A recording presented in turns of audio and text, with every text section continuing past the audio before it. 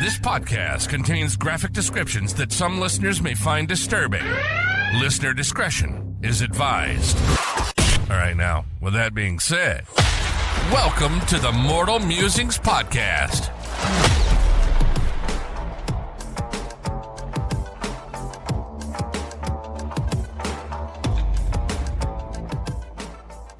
Remember that time you were at the Chipper and you were called out for being English?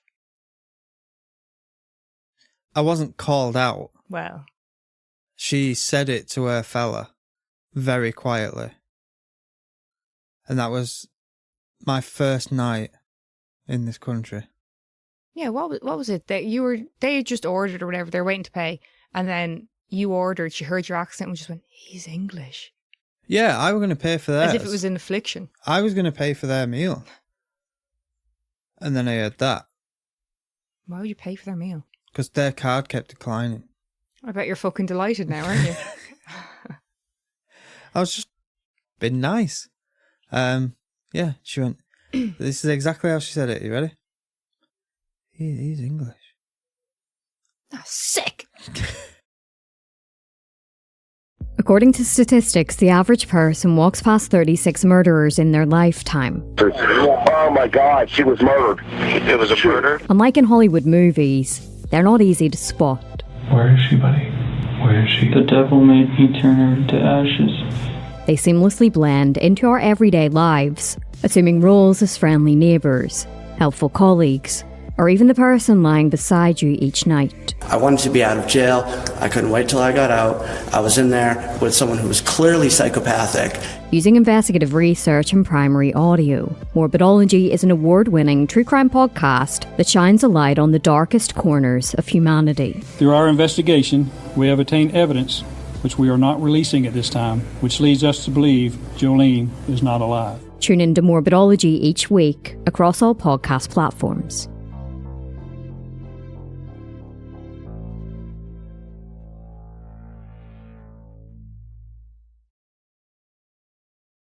Right, so today's episode, we are going to do, as I would say, one of the bigger boys in true crime. The Dharma. case... No. This is the case for me that really, really piqued my interest in true crime and I know. turned me into a bit of a nutbag with true crime. Just, I was fascinated by it. I know who this is then. You do? Eddie! Today we are covering Ed Gein. One of the big boys, as I said. Fascinating case. Majority of people who are into true crime will know this fairly well, I would say. But And if you... any of you who call him a serial killer, you're wrong. Well, yeah, like whether you know this case from top to bottom or you know the base details, we'll tell it to you in our own way. And see, by that I don't mean I'm just going to make up shite because I think it sounds good. You can just hear our perspective on it. So, well, mine and Neil's just going to go, you what? Throughout it, or he did what? So, we'll get into it. So, Edward Theodore Gein was born in La Crosse, Wisconsin in 1906. And he was the second child born to parents George and Augusta. And Eddie had an older brother, and his name was Henry, and he was born in 1901. Now, a bit about his parents. His father, George, was an alcoholic. He struggled to hold down a job. And he didn't really seem to have a massive influence on Ed. But, with that being said, it would be hard to compete with the likes of Augusta. Do you remember anything about Augusta, Neil? Well, he was fucking obsessed with his mother. He was. He did just a little bit now. Was it he wanted to impress her or please her or... He idolised her, you know? So... Yeah. Augusta, right? So his mother, Augusta, she was a religious fanatic. She was self-righteous, she was domineering, and she would drill her belief system into her sons. Now, one of her beliefs was that women were promiscuous and basically, they're just up to no good. I agree. Apart from her. She was a saint. Okay? But yeah, no, women, they're just fucking... Now, before I move on from that, Neil, would you like to share what you started shiting on about in your sleep one time? Right, what? There was one time, well, you can't say it for fact because you were asleep. Oh, actually, I told you. Sorry, let me just add this before you say it. This is when me and Megan first met. I think. I wasn't living over here. No, yeah, it was right at the start of our relationship. Do you want to take it or will I? Well, you're the one who heard it. Okay, yeah. Yeah, you're just going off my word. I could be lying to you. Yeah. So basically, like I said... You could be acting bollocks. This was right at the start of our relationship. So maybe I'm the bigger tick that I'm still here after he came out with this shite. He's asleep, I'm sat up watching TV, and Neil talks quite a bit in his sleep. And this was one of the first things I ever heard him say. Don't drink with women, they're no good. Now, when he said this to me, I was like, what? Like, I thought he was like waking up and it was going to be some joke coming. No, just don't drink with women, they're no good. Yeah. So I think you would have hit it off with Augusta. Shared some of the same values. I wish I know.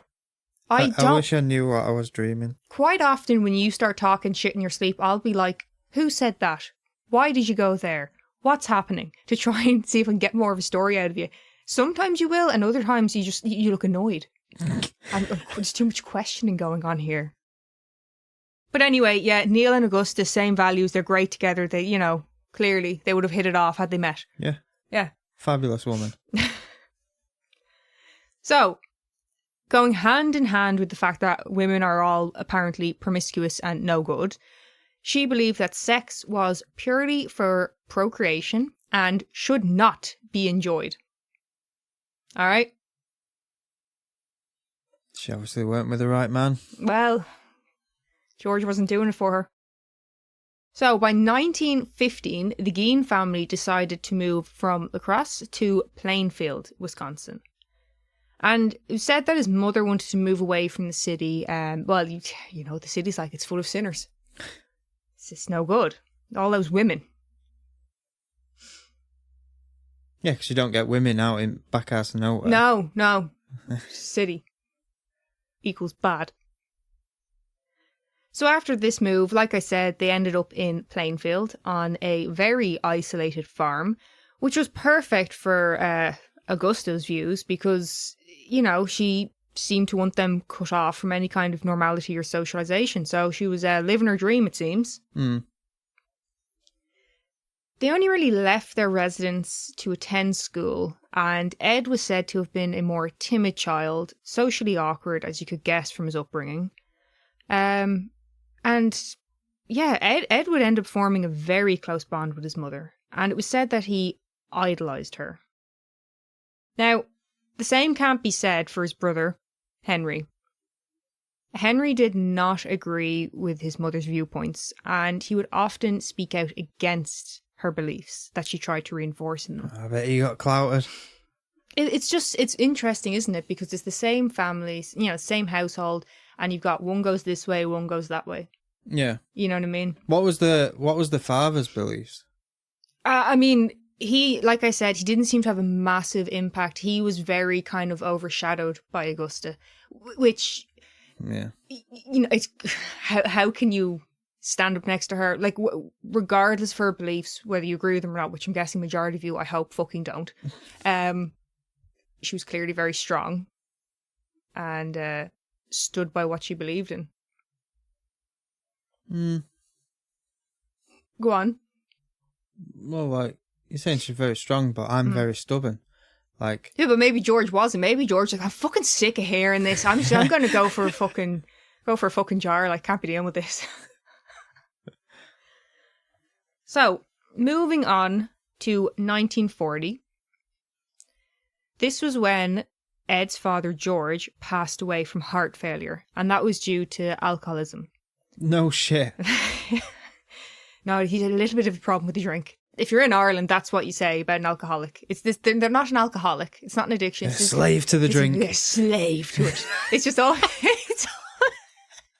It's always just he's got a little bit of a problem, a little bit of a thing for the drink. Now, he was only 66 when he died.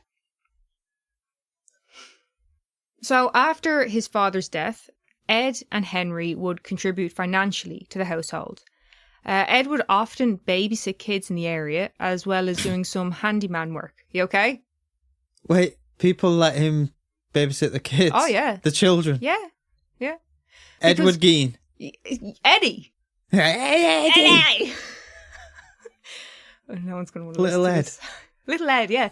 Because you got to remember, we know the sus. Yeah, but he was known as the simple of the area. The simple. No, they did. Yeah, They did. He would have been described as like, you know. So what the fuck are they doing letting him look after the children? Because to them, he was harmless. Might be harmless, but if they're calling him simple, like... Yeah, but they didn't. We know the gory details now, but back then it was, like, you didn't think any harm would come to your child. But well, okay, hang on. Sorry, let's stop for a sec. Just think back to even 80s. Some of the shit that parents were getting away with their kids. Some of the shit my parents got away with. Yeah. And I was born in 89. Yeah. Now doesn't seem so fucking strange now, does it? My parents got clowns for my fucking 6th birthday when I'm terrified of them. Your parents would probably advertise for Ed Gein to be a babysitter. They'd be promoting him all over town. So we're going to move on to the next death in the family. And that was on the 16th of May in 1944. So just 4 years on from the father's death.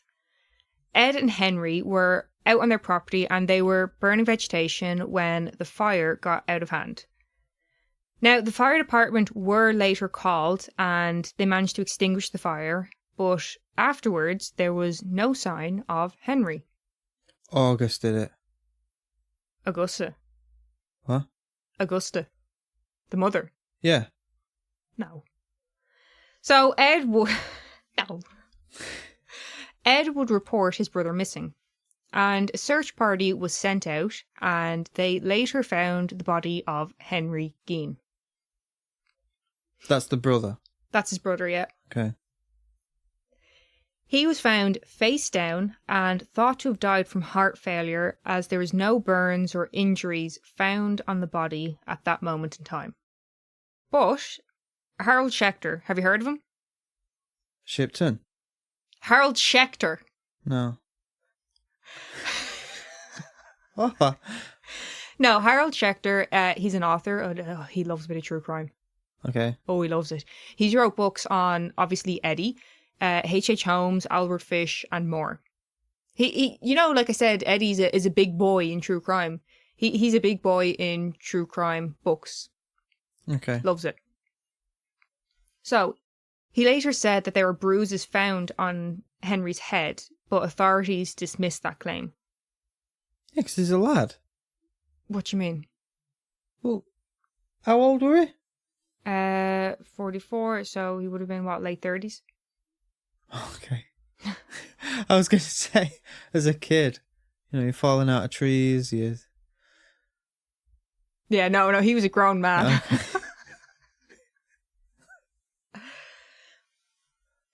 So with that being said, the official cause of death is listed as asphyxiation, but there was never an official investigation into this and no autopsy was performed. It's all a bit sus, isn't it? It's a bit dodgy. Yeah, but have you seen footage of what that area was like? They wouldn't have had any autopsy technicians. Oh no, like, because it was a smaller the police community. wouldn't have been trained. Yeah, but like... Now, because of all of this, it is speculated that Ed caused his brother's death. I think it's fairly widely believed that Ed caused his brother's death. Do you think the mother told him to? Maybe. I don't think so.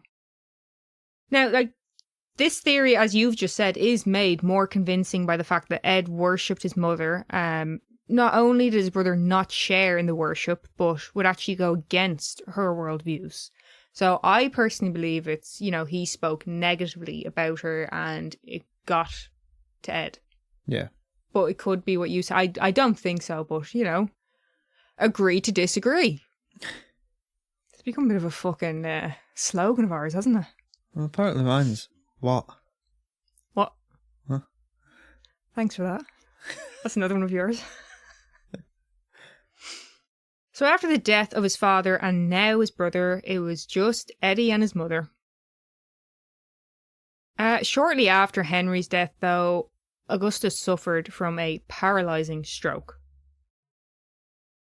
So, like I said, it was just Ed and his mother, and he was dedicated to her, and now she needed some caregiving. But Eddie was there. Eddie was more than willing to do it. But in 1945, she suffered a second stroke. And with that, her health was deteriorating rapidly, and she would die at the age of 67. Now, you can only imagine how devastated Ed would have been. Well, we wouldn't be here if shit didn't go down. Exactly. He was devastated. He loved her so much. And what's he to do now? What's he to do? She's gone. He's all on his own. He idolized her that much. He literally boarded up her room and kept it as like a shrine to her. Yeah. It was just in memory of her. So, with that being said, Eddie started to become a bit undone. He was left to his own devices and shit got interesting. So, we're going to jump forward a little bit to November 16th, 1957. Bernice Warden, she was the owner of a local hardware store, and she went missing. Bernice Warden's son, Deputy Sheriff Frank Warden, entered the hardware store to find that the cash register had been left open and that there were bloodstains on the floor. Now, obviously, this caused him great concern. And while Ed was in the store last, he had said that he would return for a gallon of antifreeze. And the last sales receipt written by Bernice was for a gallon of antifreeze, dated the morning of her disappearance. The fuck did he need a gallon of antifreeze for? I don't know. What do people use antifreeze for on a farm? Do I look like I've worked on a farm? I don't know. You're from Yorkshire. There's loads of fields and shit there. You live in Ireland. Yeah, but you're from Yorkshire. It's literally just fields, isn't it? That's all you've got there. You've got there's a shop on the corner, isn't there? Are you winding me up? You're trying to wind me up? Fucking 3/4 of Ireland is green. It's beautiful here. It's beautiful. Do you know why there's so much green? Because it's always pissing it down. Gets plenty of water. No, I just can't. A gallon of antifreeze. That's a lot. I don't know what you'd use it for. It might be normal. But anyway, the main focus is the fact that he knew Ed said he was coming back and he's seen the sales receipt dated that morning. So he's like, what the fuck's he been up to? Yeah. So Frank Warden would tell investigators that Ed had been in the shop and that he said he would return for the antifreeze and how the details matched the last sales receipt. So with that, police arrested Ed Gein. So after the arrest, the police commenced searching Ed Gein's home. Now, if you know anything about this case, you know the absolute fuckery that went on in that house. I'm pretty sure there's more than what I actually know. Well, let me refresh your memory. Okay. Now, like I said, they started searching his home. They were not prepared for what they would find. I don't think fucking anyone could be. So while searching Ed's home, the following was reportedly found. Remains of Mary Hogan. Now, Mary Hogan was a local tavern owner, and she had disappeared on the 8th of December, 1954. So that's gone back a few years. Mm. So imagine finding that. You'd be like, oh shit. 2 solved in one go. Now, the remains of Mary Hogan included a face mask of her that had been found, Sources said different things, but I also saw that it said her skull was found in a box. In a box. In a box. Like her, like a mask made out, the skin of her face. Yeah. And then also I heard that her skull was found in a box. Okay. Either way, it wasn't good. He'd been interfering with the body, and he shouldn't have done that. Yeah. Okay. Whole human bones and fragments were also found. A wastebasket made of human skin. Several chairs upholstered with human skin. Skulls were found on his bedposts. Female skulls, some with the tops sawn off, and he had made the skulls into bowls. Human skulls for his cereal and whatnot. Actually, I tell you what was more likely. Apparently, he was a massive fan of sausage and beans, pork and beans. That's like, that was tinned shit. That's like what he ate. Like once his mother died and he was on his own, that's pretty much what he lived off. Apparently. Look, there's a lot of us guys out there. If we didn't have a partner, we'd be... Yeah, grow the fuck up.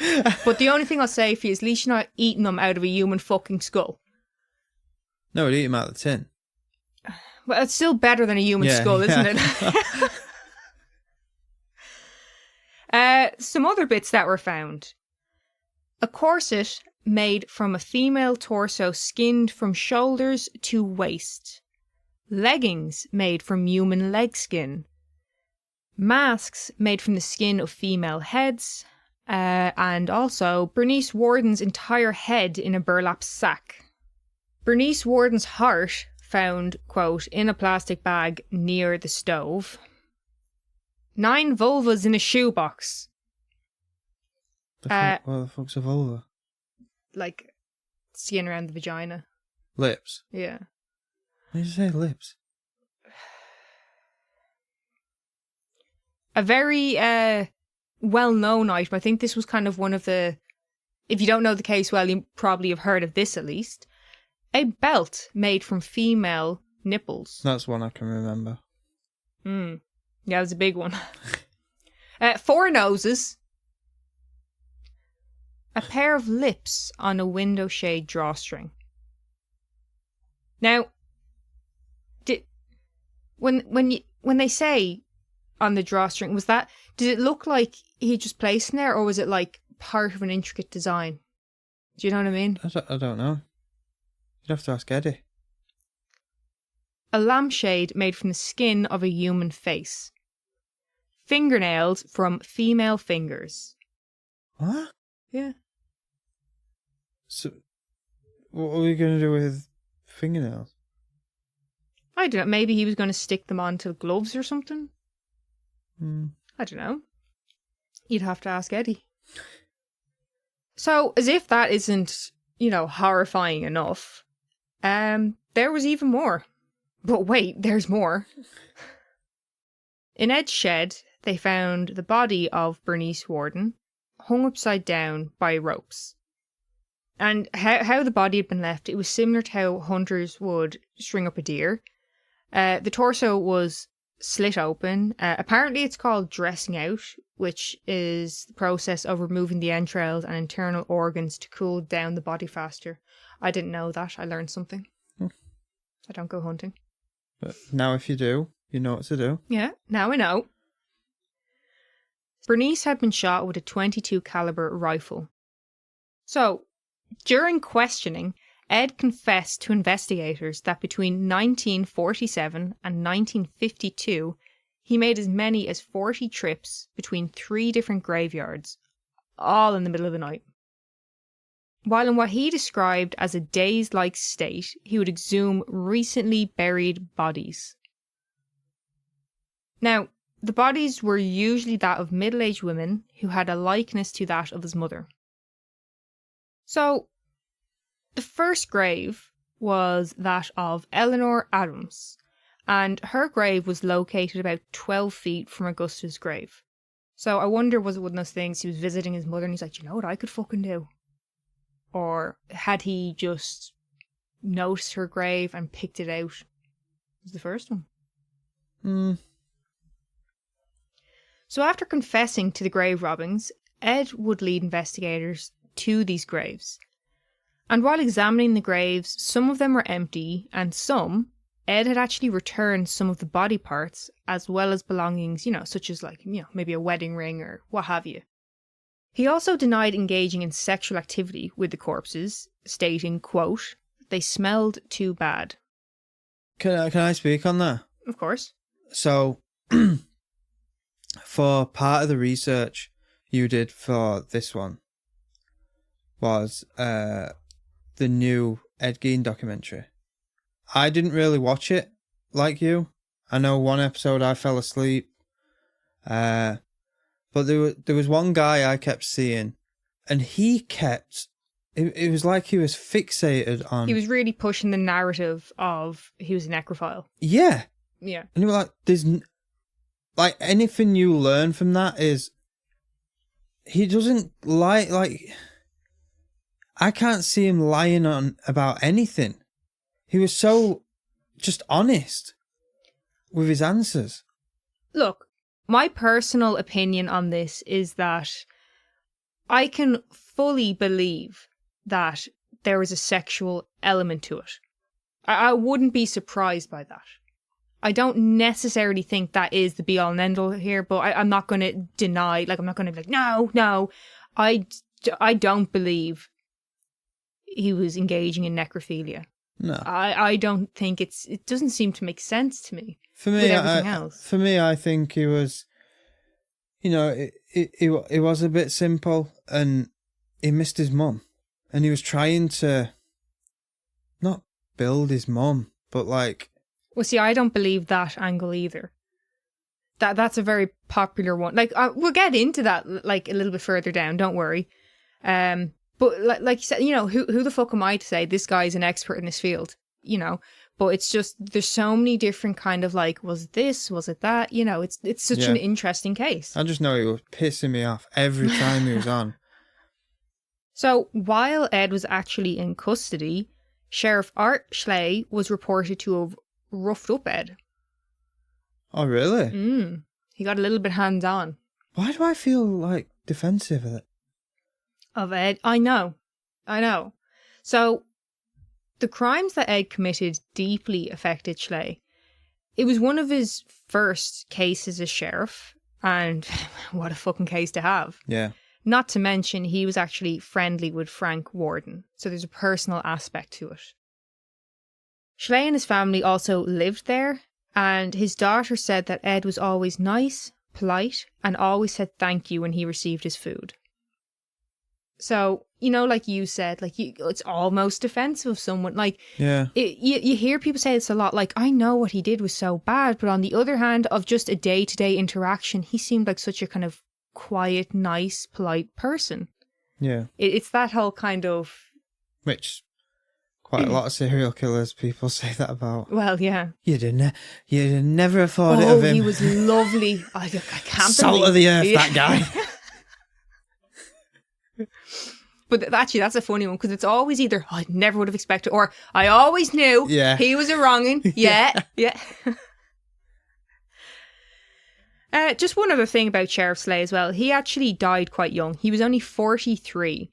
And he is sometimes described as a victim of Ed Gein's due to the stress that the case put him under. It really affected him. I could see that.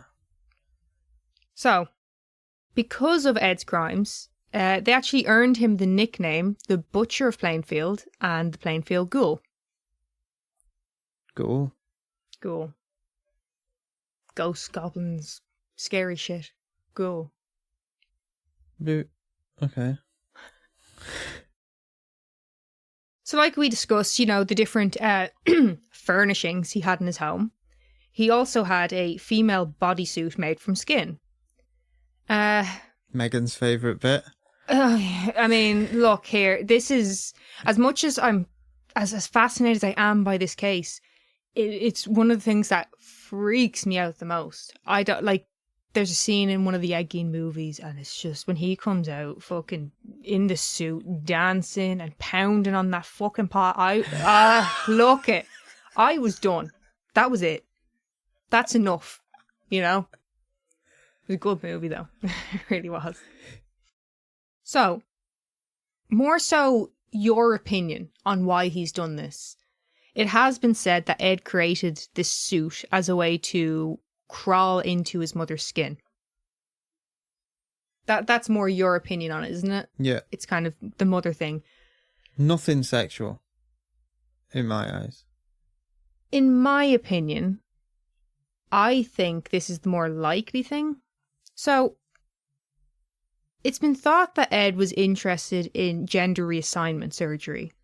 And it was noted by people in the area that Ed was intrigued by Christine Jorgensen, and she was a transgender veteran of World War II. So, we already know he had a bit of an interest in that. So, could that possibly be the angle? Are you dismissing that, or are you open? I didn't know that. Oh, okay, well. So that's my theory now. Oh, you're switching. It was his way of, like, becoming a woman in secret, as well, because it. Back then, yeah. You couldn't. You would have been mocked. You would have been treated like fucking shit for trying to express yourself. Yeah. Especially if you were wearing women's skin. Well, you can't do that, Ed. You can't. You can't be doing that. So, on the 21st of November, 1957, Ed Gein was arraigned on one count of first-degree murder. And he wasn't charged for the murder of Mary Hogan or the crimes of grave robbing. How so? It was out of the budget for the county. Fuck off. Yeah. I know, it's crazy, like, but I mean, what can they, if they can't afford to do it? Hang on, and don't America say, we're the most powerful country in the world, richest country in the world? See, I don't know how it works. I don't know how, like, if they were to try and, like, appeal for more funding or something, I have no idea the process. But yeah, that's what was said. It was out of the budget. Greatest country in the world, they couldn't afford to send him to trial. No, he did go to trial. Not for them. Yeah, no, not for the other ones, yeah. But it's quite common. You see this a lot, where someone will get tried for like a serial killer. They'll get tried for one or two. And like some people are like, oh, good enough. They're convicted, send them away. Whereas some people feel like, no, because there wasn't justice for this victim. You need to tell the story of the victim. Yeah, exactly. Which is what we do. We try. So Ed pled not guilty by reason of insanity. I think that's fair. Yeah. He was diagnosed with schizophrenia and found mentally incompetent, therefore not fit for trial. He was sent to the Central State Hospital for the Criminally Insane. In 1968, he stood trial as he was then deemed competent. Again, the judge ruled not guilty by reason of insanity. He would spend the rest of his life in a mental hospital. And the thing about it is, this time in the mental hospital was probably the happiest of his life. Yeah. You know, he would have been taken care of. He would have been warm, fed, and, you know, socialized with people. It was, I mean, I don't think there's any question it would have been the best place for him. Can you imagine being another patient, though? Right? You sat there watching telly. Or, no. You sat playing chess with him and you're laughing and joking, and then someone comes up to you and says, do you know who that is? Do you know what he did? Yeah. Well, one of the workers there actually said about Ed that there wasn't anything malicious in his eyes, just confusion and concern. You know? So, again, it's kind of linking back around to, it's just Eddie. It's just Eddie Gein. Yeah, like, you know, when you see pictures of, like, the likes of Bundy, Dahmer, and...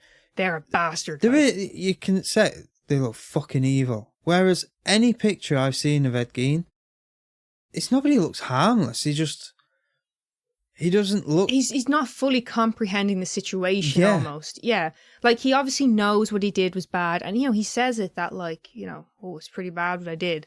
But it's not... It doesn't seem like deliberately trying to carry something sick and twisted. Yeah. Now, in 1984, Ed Gein died of respiratory failure due to cancer, and he was 77 years of age. Now, this is a bit that I'm not too keen on. People would visit his gravestone at the Plainfield Cemetery, and chip pieces of the stone to keep as a souvenir. I think it's a bit fucking inappropriate. Can I just add a little story? Work away. So this isn't on the same level as that. So my dad went to Alcatraz, not as a prisoner, like Yeah. he went to visit it, and they was told you can't pick anything up, because a lot of it was rubble. Yeah. You can't touch anything, which my dad was like, I'm never going to get this opportunity again. And he took a piece of the building. Like, it was just a stone. It was just a fucking stone. Yeah. And the first time he showed me, he was like, do you know what that is? And I went, it's a stone. He went, it's a piece of Alcatraz. It's a piece of history, Neil. And he actually said, but don't go blabbing it because it could get me in trouble. Well, like, that's a slightly different situation. Like, I know you're not meant to and all, but he took a loose piece on the ground. These pricks are going and chipping off someone's tombstone. Like, fuck off. Yeah, cunt. So, it escalated from that even. In the year 2000, the entire stone was stolen. Yeah. The entire headstone was took. It was recovered the following year, and it has since been kept in police storage. So his grave now remains unmarked. Probably for the best. Yeah. So obviously there's no excusing these crimes. They were absolutely grotesque in nature. They were, it was horrific. But if Ed had lived in a different time, a more accepting time, maybe he would have sought out gender reassignment surgery. Yeah. It's not, like you said earlier, it wasn't really a possibility to do it just because there was the odd case of it, and very high profile cases of it. Yeah. It wasn't normal every day for a regular person to just say, this is what I want. I want reassignment surgery, especially considering where Ed lived. It was a very rural community, It wasn't what was done. Do you know what I mean? So, like we said about his interest in gender reassignment surgery, this is just something that I was thinking, could that be a contributing factor? It was reported that Augusta did want her second child, Ed, to have been born a girl. Is there a possibility she could have told him this and it was his way of maybe trying to live up to what she wanted in his own twisted way? Could be, but why did she want a girl when girls were... No. Could it be different? Because she'd be brought up by Augusta. She would be fabulous. Oh, okay. She would not be like them other harlots. Now, the other side of this as well, although the materials used are certainly, on the more macabre side of things, let's not, beat around the bush. He definitely had a skill set. Okay? Yeah. It was definitely, If he... I don't know if there's any legal way of doing it, but if he'd have done that in like an art gallery setting... Yeah, I know what you mean. If it maybe had been using like pig skin or something. Yeah. As an I get what you're saying. I was going to go even less morbid than that. I was going to say maybe if Ed had become a seamstress. Yeah, I'm just going for the stick to the skin. Yeah. No, but what I'm just... There would be customers paying good money for it. But yeah, I mean, if you're to pair... If Ed had lived in a more accepting time, if he hadn't had a more difficult upbringing, if he had gotten actual proper help for his mental state, would any of this ever have happened? I mean, you have to consider these things. People like to kind of be like, no, you're evil, throw away the key. Yeah. A great example of it, I think, is Richard Chase. We talked about it. Obviously, what he did was horrific. Yeah. But you can't... I don't think you can dismiss someone completely. You have to remember that if someone is not well mentally, it escalates, it affects things, Well, that's why you're not going to really see serial... Like, you're not going to see serial killers to the level it was back in like the 70s and stuff now. It's just for the fact of it's not just there's therapy there, but they advise everyone should have therapy. Yeah. Like, yeah, I mean, at the end of the day, whether you're dealing with a serious issue or just to get things off your chest and make sure nothing does start to overwhelm you, yeah, it's a great idea. But yeah, I mean, let's put it aside that, you know, the whole argument of good and evil type of shit. If someone has had, like, if someone's had these kind of more violent ideas, or let's say they've character, like a big one is animal abuse in childhood. Yeah. We can kind of keep a bit of an eye on them. Yeah. If we actually factor in mental health and shit like that. And like, so this is getting very waffly.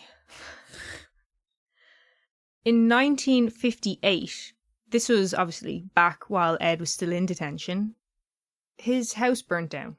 And it was suspected to be arson. I think it probably fucking was. And when Ed was told about his home, he said, just as well. Yes. So he knew at this point, you know, it's like, oh, what I did was bad. People aren't happy. No one's going to want to live in that house. Exactly. Just fucking get rid of it. Can you imagine if that was still around though? The museum? Yeah. Like, if you look at pictures during the investigation, there's people going up to the window and peering in. They want to see the House of Horrors, you know what I mean? Like, people are fucked. Also in 1958, Eddie's car, which was a 1949 Ford sedan, and that was the same vehicle he used to transport the bodies, that was sold at auction to Bunny Gibbons, and he operated a carnival sideshow. Gibbons would charge people 25 cents admission to see it. And this is when? 1958. 25 cents. That'd probably be decent to look at a car. Yeah. Morbid as fuck. Yeah. But I mean, again, people. We're shy talks. This is kind of off to the side, but it's just something I thought I'd mention. The disappearance of Evelyn Hartley. Ed was suspected in that because he had actually visited some people only a few blocks away from where she disappeared. Nothing really came of that. They still don't know what happened to Evelyn. Yeah. But I thought I'd just include that because it did involve Ed. Well, it didn't involve Ed, but he was brought up in that. Yeah.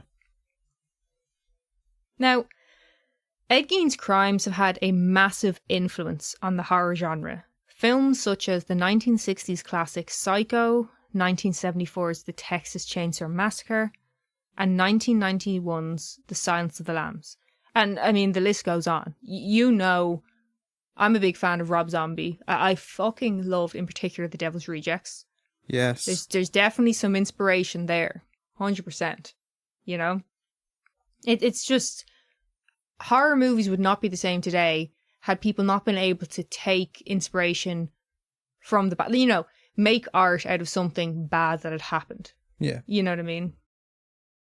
Now, something that has always bothered me, and I know it bothers you, Neil, the use of the term serial killer in reference to this case. Yep. A serial killer is generally used to describe someone who has killed 3 or more and using similar methods to do so. So, yes, Ed did kill 2 people, but grave robber is just a much more fitting term. 3 people. What? 3 people. What do you mean 3 people? His brother. No, but we can't say that. We don't, like, he hasn't confessed to that. We don't know if that's just, you know. I take that back. Yeah, no, I feel as though grave robber is a much more fitting way to describe him. It's the bulk of what he was doing. Another title often given to Ed was cannibal. And there's nothing to actually say he cannibalized his 2 victims. Yes, there was an organ found near the stove, but when you look at the pictures of his home, It's probably the only space left. Exactly. It was in a horrific state. There was stuff everywhere. It was in complete disarray. It was also filthy. I don't think the location of this one item had much relevance. Like you said, it was probably just like, there's a space, put it down there. Yeah. When you look at pictures of his home, particularly the one where the officer is kneeled down in his kitchen, it's just rubbish everywhere. Yeah. Like, you see, like, if you want to go look it up, you can see just how bad his living conditions were. In fact, the only place in his home that was in some sort of acceptable state was that of his mother's room, which she had kept exactly how she had left it. Yeah. People also like to label him a necrophile, and that's something that Ed denied, something we talked about earlier. I think it's kind of an up in the air one. Yeah.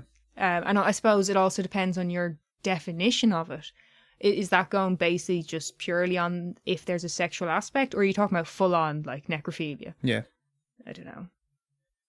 I just personally feel like a lot of these terms were used to make an already extremely shocking and grotesque series of crimes even more sensationalized. And yeah, I think that's our lot on Ed Gein. I hope you enjoyed it. I think Norman enjoyed it. Norman Bates, there he is.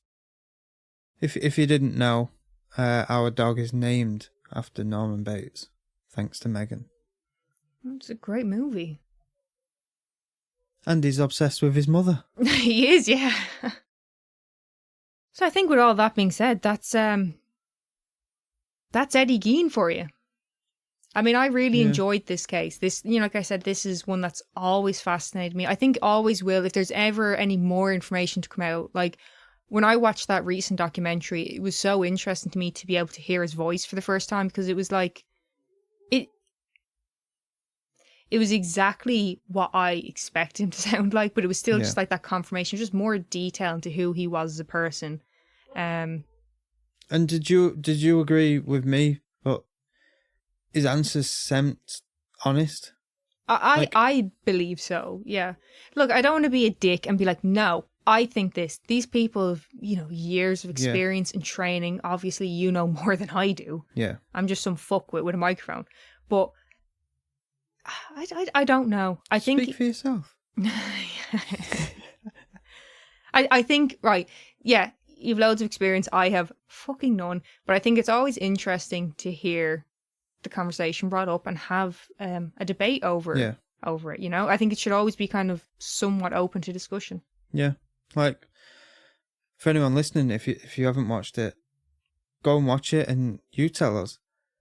When they're asking him questions in interrogations, the way he answers, it's just, to me, it's not a liar. It seems very kind of to the point. It's just like, oh, I'm caught.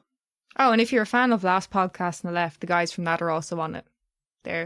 They seem a bit like myself. They're very interested in good old Eddie. Yeah. But that's our lot. I don't have an oddity as such for the end of this episode. I just have kind of something to traumatise you, I suppose, if you're interested. Thanks. Yeah. No, you already know about this. You already know. You already know the horror I experienced. And every other Irish person, for that matter. Famine? What I was going to bring up was Irish road safety ads. Oh. Now, it's a doozy. Like the Irish Road Safety Authority, the ads that they pushed out were horrifying. Like graphic videos of people in a car crash, slow-mo to them, their head bursting through the windshield and all that. Like, it was extreme. Someone going into the back of the passenger seat and sending the passenger forward. If I remember correctly, they had like the noise impact as well. It was intense. There's another one where it's a young couple. They're like sat on a wall kissing, and then a car crashes into them, and they're stuck between the wall and the car. Is this an Irish one, or am I making it up? Kids sat Irish on the grass, Irish, and a car comes through the bush. Yes. Like, the Irish don't play with road safety. Apparently, it was intense. So you have that. for British, it's Stranger Danger. Oh, I thought you were going to say that electric one. You know, the electricity safety And thing. that. Yeah, they did a good job on like the tone and that, like the music in it. It kind of makes your heart jump. You're like, oh. Stranger Danger. Yeah, it's intense. I think that's all the morbid shit you need today. Yeah, so go and what should we tell him to do? Go watch a rom-com or like a sitcom or just something easy going and get away from the horrors of Ed Gein and what the Irish Road Safety Authority did to us. And Stranger Danger. And Stranger Danger. Cheers for that. Thank you for listening to the Mortal Musings podcast. If you're interested in supporting the podcast and hearing extra content, subscribe to our Patreon at patreon.com/Mortal Musings podcast. You can also find us on TikTok, Instagram, Facebook, and YouTube at Mortal Musings Podcast, or email us at mortalmusingspodcast@gmail.com.